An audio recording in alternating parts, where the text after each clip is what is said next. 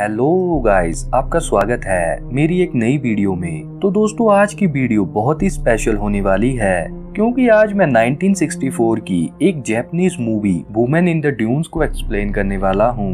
Movie based है एक same name के नोवेल पर जो 1962 में पब्लिश हुआ था। दोस्तों, इस मूवी को बिल्कुल भी हल्के में मत लेना क्योंकि IMDb पर इसकी रेटिंग 8.5 स्टार्स आउट ऑफ 10 है एंड रोटन टोमेटोज पर इट्स 100% फ्रेश। पर वीडियो शुरू करने से पहले चैनल को सब्सक्राइब कर दो यार, आपके भाई का चैनल है। प्लीज रिमेम्बर दिस, आपका सपोर्ट ही मोटिवेशन है। और वीडियो पसंद आए तो इसे एक लाइक करना और आपने जरूर से नीचे एक कमेंट करके बताना है आपको और ओल्ड जापानीज मूवी की एक्सप्लेनेशन चाहिए या नहीं। So without any further delay let's begin.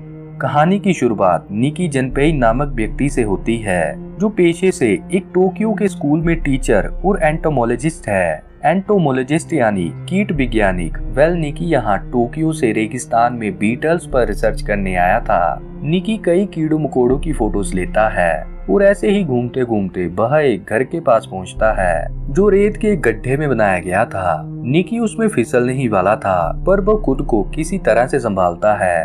अब रेगिस्तान में कई घंटों की रिसर्च के बाद वो काफी थक जाता है और एक जगह बैठकर आराम करने लगता है। आराम करते दौरान उसे टोक्यो में अपनी पत्नी के विजन्स आते हैं जो किसी कारणवश उसे छोड़ चुकी थी। अब ऐसे ही निकी को नींद पड़ जाती है। कुछ देर बाद निकी को एक शख्स जगाता है जो पास ही के गांव का निवासी था। वह व्यक्ति निकी के रेगिस्तान में आने का रीजन पूछता है जिस पर निकी अपने आने का उद्देश्य बताता है। अब ऐसे ही बातों बातों में वो व्यक्ति निकी से पूछता है तुम वापस कैसे जाओगे, जिस पर निकी का कहना था मैं आज दोपहर की बस लेकर वापस जाऊंगा।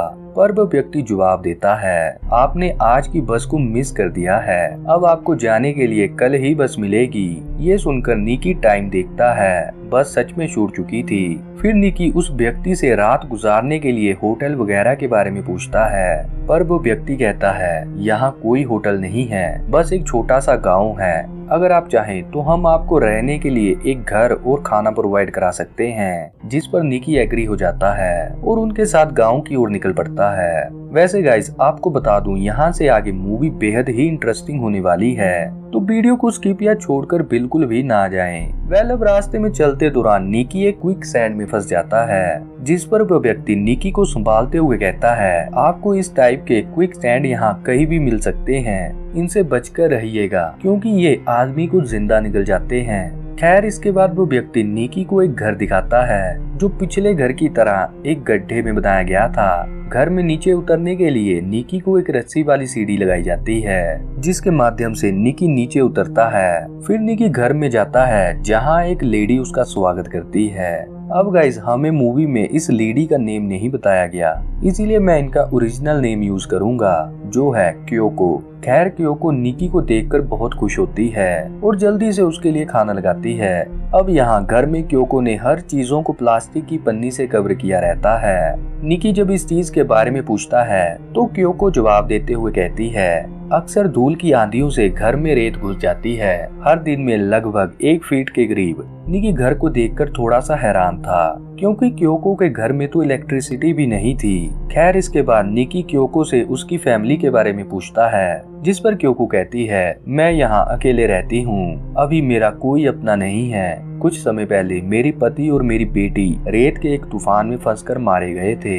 यह सुनकर निकी उनके लिए अफसोस जाहिर करता है। इसके बाद क्योको निकी के सोने के लिए बिस्तर सेट करके बाहर खुदाई करने के लिए चली जाती है। बाहर क्योको को खुदाई करता देख निकी उससे इन सब का रीजन पूछता है। असल में गाइस, क्योको यहाँ विलेजर्स द्वारा काम पर लगाई गई थी क्योंकि विलेज रेत के टिब्बों से घिरा हुआ था। गांव वालों ने टिब्बों पर इसके जैसे कई घर बनाए थे जो रेत के टिब्बों की ऊपर से खुदाई करते थे।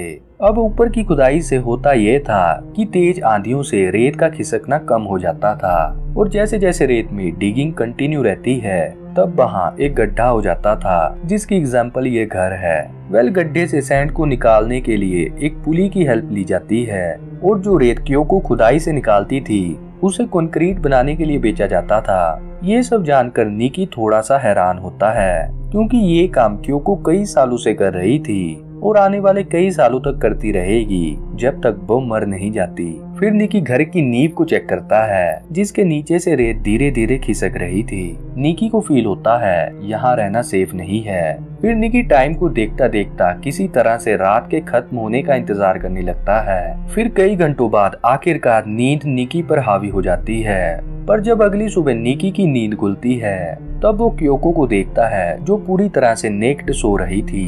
निकी ये देखकर सहम जाता है और क्योको को बिना कुछ भी बताए या उसे जगाए अपना सामान पैक करने लगता है। पर बाहर जाकर उसे एक शौक लगता है। बाहर से रस्सी वाली सीढ़ी हटा ली गई थी। फिर निकी हाथों से पहाड़ पर चढ़ने का ट्राई करता है पर वो नाकामयाब हो जाता है क्योंकि रेत का पहाड़ निकी की क्लाइंब करने से टूटता ही जा रहा था। इसके बाद निकी घर में वापस आकर क्योको को जगाता है और सीढ़ी के बारे में पूछता है पर क्योको उसे कोई जवाब नहीं देती। वेल गाइस, यहाँ निकी को विलेजर्स ने क्योको का पति बनाने के लिए पकड़ा था जिससे उसका अकेलापन भी दूर हो जाएगा और वो निकी के साथ खुदाई में हाथ भी बटाएगा।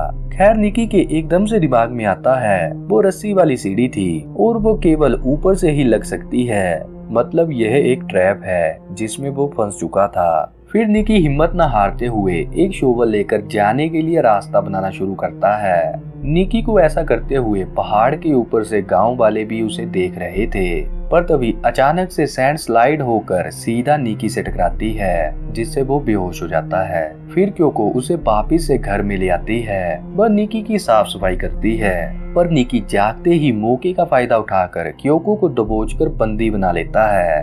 असल में निकी का प्लान था रात में जब गांव वाले रेत को लेने आएंगे तब वो उनसे क्योको को छोड़ने के बदले में अपनी आजादी मांगेगा, पर ऐसा कुछ नहीं होता क्योंकि गांव वालों को निकी के ऑफर में कोई दिलचस्पी नहीं थी। वह निकी के ऑफर पर कोई जवाब नहीं देते।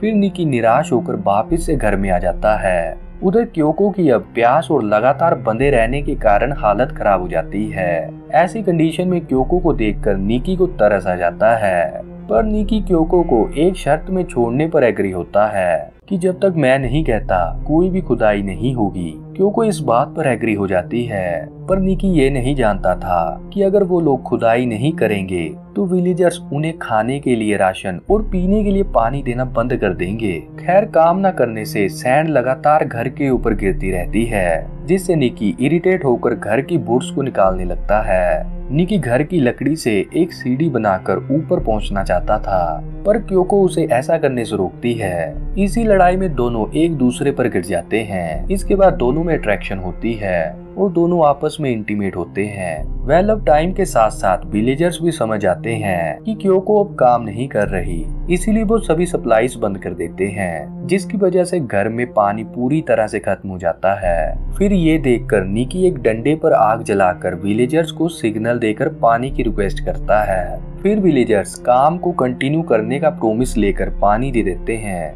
वेल अब निकी क्योको के काम में पूरा साथ देता है और दोनों हस्बैंड वाइफ के जैसे रहने भी लगते हैं। क्योको को लगता है जैसे निकी ने अपनी नई जिंदगी को एक्सेप्ट कर लिया है। फिर ऐसे ही कई दिन बीत जाते हैं। हालांकि अब निकी क्योको की हेल्प करता था पर वो यहाँ से भागने का प्लान भी बना रहा था। निकी कपड़ों को एक साथ बांधकर एक कामचलाऊ रस्सी बनाता है और वो शेविंग करने के बहाने से क्योको से एक सीजर भी ले लेता है जिसे वो लकड़ी के साथ बांधकर एक हुक बनाता है। वेल अब निकी का प्लान तो पूरी तरह से रेडी था पर उसे सही समय की तलाश थी और उसे सही समय तब मिलता है जब क्योको दोपहर में सो रही थी। निकी मौका देख चुपके से घर की रूफ पर चढ़ जाता है और हुक को फंसाने की कोशिश में लग जाता है।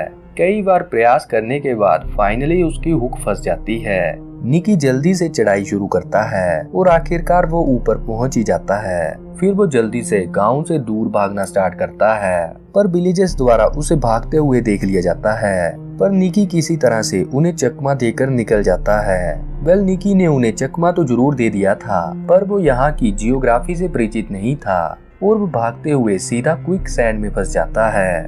गाइस वैसे मैं आपको बता दूं, क्विक सैंड भी दलदल जैसा ही होता है। अब निकी को मजबूरन विलेजर्स को ही आवाज लगाकर बुलाना पड़ता है। विलेजर्स निकी को देखकर पहले तो हंसते हैं, पर वो उसे बाहर भी निकाल देते हैं और उसे उठाकर फिर से सीधा क्योको के घर में उतार देते हैं। वैसे गाइस मैं अपने शब्दों में निकी के लिए कुछ कहना चाहता हूँ, better luck next time bro.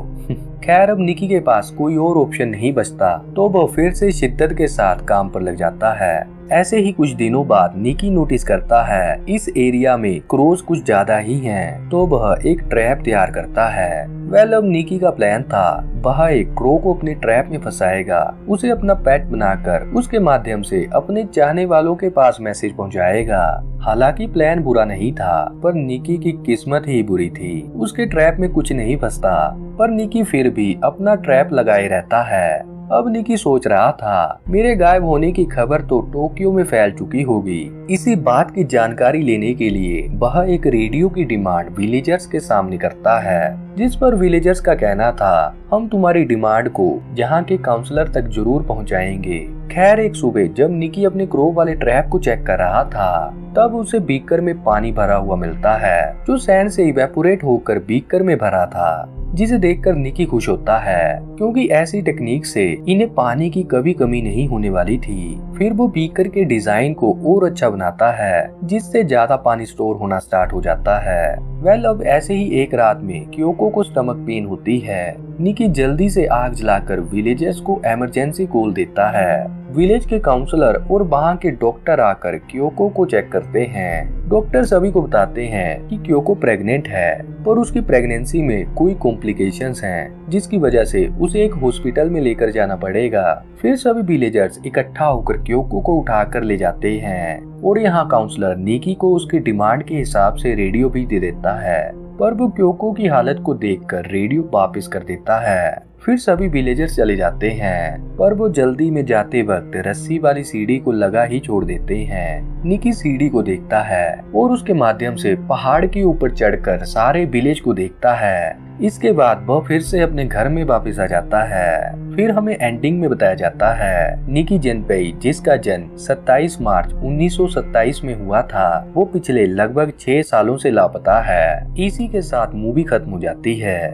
Well मेरे हिसाब से निकी ने अब सच में क्योको और अपनी नई जिंदगी को एक्सेप्ट कर लिया था, क्योंकि मूवी की एंडिंग में निकी कहता है मुझे मेरे लाइफ का असली मकसद मिल चुका है, अब से यही मेरा घर है और यही मेरा काम। तो यार ये थी वुमेन इन द ड्यून्स या वुमेन ऑफ द ड्यून्स की कहानी। गाइस अगर आप इस मूवी को देखना चाहते हैं तो आप सिंपल से YouTube पर इसे सर्च कर सकते हैं, और मैं मिलता रहूंगा ऐसे ही इंटरेस्टिंग वीडियोस के साथ। पर तब तक के लिए धन्यवाद।